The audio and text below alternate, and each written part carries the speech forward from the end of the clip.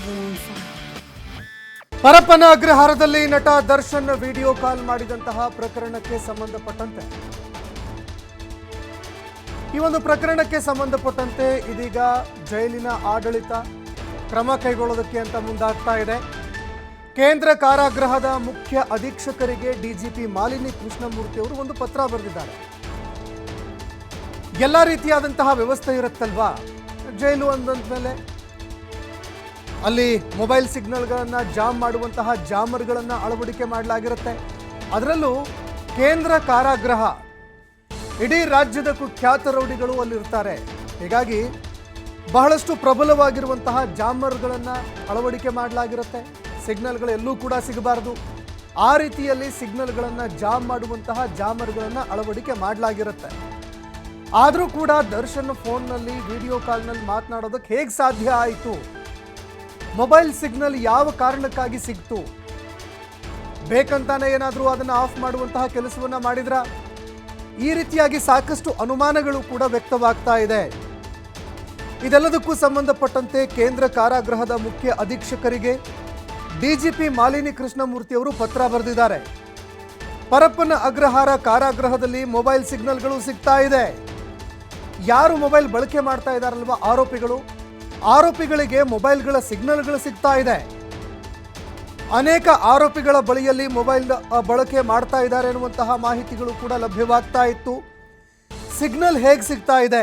ಯಾಕಂದರೆ ಸಿಗ್ನಲ್ಗಳನ್ನು ನಿರ್ಬಂಧಿಸುವಂತಹ ಟವರ್ಗಳನ್ನು ಅಳವಡಿಕೆ ಮಾಡಿದಿರಲ್ವಾ, ದೊಡ್ಡದಾಗಿರುವಂತಹ ಟವರ್ಗಳನ್ನು ಅಳವಡಿಕೆ ಮಾಡಲಾಗಿರುತ್ತೆ.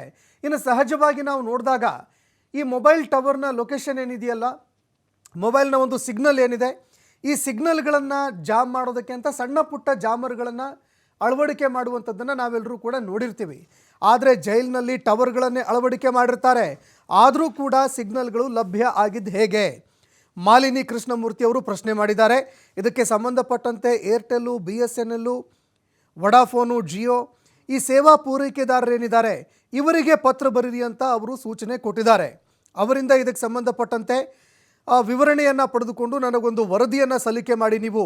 ನಾವು ಸಿಗ್ನಲ್ ಜಾಮರ್ಗಳನ್ನು ಅಳವಡಿಕೆ ಮಾಡಿದ್ದೀವಿ, ಆದರೂ ಕೂಡ ಸಿಗ್ನಲ್ ಯಾಕೆ ಸಿಗ್ತಾ ಇದೆಯಂತ ನಿಮಗಂತೂ ಆಗೋದಿಲ್ಲ. ಅವರಿಗೆ ನೀವು ಇದಕ್ಕೆ ಸಂಬಂಧಪಟ್ಟಂತೆ ಪತ್ರ ಬರೀರಿ, ಪತ್ರ ಬರೆದು ಅವರಿಂದ ವಿವರಣೆಯನ್ನು ಪಡೆದುಕೊಳ್ಳಿ. ಅದಾದ ಬಳಿಕ ಇದಕ್ಕೆ ಸಂಬಂಧಪಟ್ಟಂತೆ ಒಂದು ವರದಿ ಸಲ್ಲಿಕೆ ಮಾಡಿ ಅಂತ ಮಾಲಿನಿ ಕೃಷ್ಣಮೂರ್ತಿ ಅವರು ಪತ್ರ ಬರೆದಿದ್ದಾರೆ. ಸೆಪ್ಟೆಂಬರ್ 4ರ ಒಳಗಾಗಿ ತಪ್ಪದೇ ವರದಿ ಸಲ್ಲಿಕೆ ಮಾಡೋದಕ್ಕೆ ಅಂತ ಮುಖ್ಯ ಅಧೀಕ್ಷಕರಿಗೆ ಸೂಚನೆ ಕೊಟ್ಟಿದ್ದಾರೆ. ಕಾರಾಗೃಹ ಅದರ ಸುಧಾರಣೆ ಇಲಾಖೆ ಮಹಾನಿರ್ದೇಶಕಿ ಮಾಲಿನಿ ಕೃಷ್ಣಮೂರ್ತಿ ಅವರು ಈಗ ಪತ್ರವನ್ನು ಬರೆದಿರುವಂಥದ್ದು. ಹೀಗಾಗಿ ಯಾವ ಕಾರಣಕ್ಕಾಗಿ ಸಿಗ್ನಲ್ಗಳು ಸಿಗ್ತಾ ಇತ್ತು ಇದೆಲ್ಲವೂ ಕೂಡ ಗೊತ್ತಾಗಬೇಕಲ್ವಾ. ಯಾಕಂದರೆ ದರ್ಶನ್ ವಿರುದ್ಧ ಪ್ರಕರಣ ದಾಖಲಾಗಿದೆ.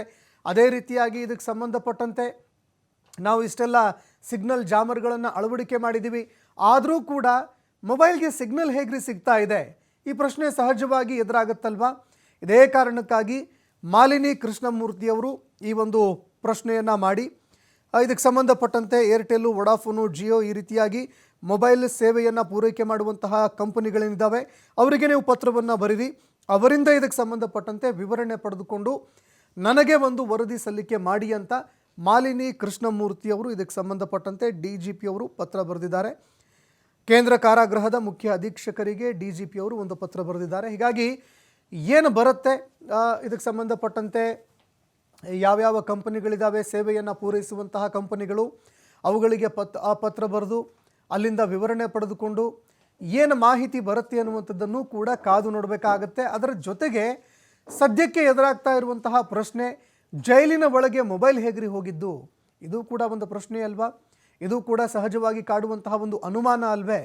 ಕೇವಲ ದರ್ಶನ್ ಬಳಿ ಮಾತ್ರ ಈ ಒಂದು ಮೊಬೈಲ್ ಹೋಗಿತ್ತಾ, ಅಥವಾ ಯಾರ್ಯಾರು ಕೈದಿಗಳಿದ್ದಾರೆ ಎಲ್ಲರೂ ಕೂಡ ಮೊಬೈಲು ಅದು ಇದು ಅಂತ ಆರಾಮಾಗಿ ಎಲ್ಲವನ್ನ ಬಳಕೆ ಮಾಡಿಕೊಂಡು ಇಲ್ಲಿ ದಿನ ದೂಡ್ತಾ ಇದ್ದಾರಾ ಅನ್ನುವಂತಹ ಪ್ರಶ್ನೆ ಕೂಡ ಎದುರಾಗತ್ತೆ. ಎಲ್ಲರ ಬಳಿಯೂ ಕೂಡ ಈ ರೀತಿಯಾಗಿ ಫೆಸಿಲಿಟಿಗಳು ಸಿಗ್ತಾ ಇದೆಯಾ ಅನ್ನುವಂತಹ ಪ್ರಶ್ನೆ ಕೂಡ ಇಲ್ಲಿ ಎದುರಾಗತ್ತೆ. ಮೊಬೈಲ್ ಒಳಗಡೆ ಹೋಗಿದ್ದ ಹೇಗೆ, ಮೊಬೈಲ್ಗಳನ್ನು ಒಳಗಡೆ ಪೂರೈಕೆ ಮಾಡಿದ್ದ ಹೇಗೆ? ಒಂದು ವೇಳೆ ಮೊಬೈಲ್ ಇದ್ದರೂ ಕೂಡ ಒಳಗಡೆ ಇರುವಂತಹ ಒಂದು ಜೈಲಿನ ಅಧೀಕ್ಷಕರು ಯಾರಿರ್ತಾರೆ ಅವರಿಗೆ ಈ ಮಾಹಿತಿಗಳು ಗೊತ್ತಿರೋದಿಲ್ವಾ? ಜೈಲಿನ ಸಿಬ್ಬಂದಿಗಳು ಯಾರಿದ್ದಾರೆ, ಅಧಿಕಾರಿಗಳು ಯಾರಿದ್ದಾರೆ ಅವರಿಗೆ ಇದಕ್ಕೆ ಸಂಬಂಧಪಟ್ಟಂತೆ ಮಾಹಿತಿ ಇರೋದಿಲ್ವಾ? ಯಾಕಂದರೆ ಸಿಗ್ನಲ್ ಜಾಮರ್ಗಳನ್ನು ಅಳವಡಿಕೆ ಮಾಡಿದ್ದೀವಿ, ಆದರೂ ಕೂಡ ಸಿಗ್ನಲ್ ಹೇಗೆ ಸಿಗ್ತಾ ಇದೆ ಇದೆಲ್ಲವೂ ಕೂಡ ಮುಂಚೆನೇ ಗೊತ್ತಿರಲಿಲ್ವಾ ಅಧಿಕಾರಿಗಳಿಗೆ? ಇದು ಕೂಡ ಒಂದು ಅನುಮಾನ ಅಲ್ವೇ? ಇದಕ್ಕೆ ಸಂಬಂಧಪಟ್ಟಂತೆ ತನಿಖೆ ಆಗಬೇಕಲ್ವಾ?